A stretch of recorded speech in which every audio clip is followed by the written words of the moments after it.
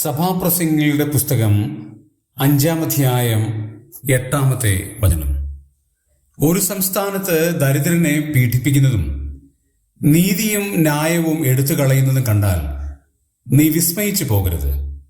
ഉന്നതനും മീതെ ഒരുന്നതനും അവർക്ക് മീതെ അത്യുന്നതനും ജാഗരിക്കുന്നു. ജീവിതത്തിൻ്റെ പരിപരുത്ത അനുഭവങ്ങളിലൂടെ നാം കടന്നു പോകുമ്പോൾ, മറ്റുള്ളവർ നമ്മെ ആ രീതിയിൽ കാണുമ്പോൾ, നാം ഒരിക്കലും മറക്കാൻ പാടില്ലാത്ത ഒരു വേദഭാഗമാണ് ഇത്. ഉന്നതന് മീതെ ഒരു ഉന്നതനുണ്ട്.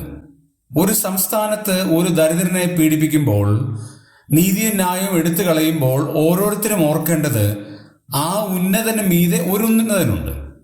അതിൻ്റെ മീതെ ഒരു അത്യുന്നതൻ ജാഗരിക്കുകയാണ്. ആരാണ് ഈ അത്യുന്നതൻ? സർവശക്തനായ ദൈവമാണ്.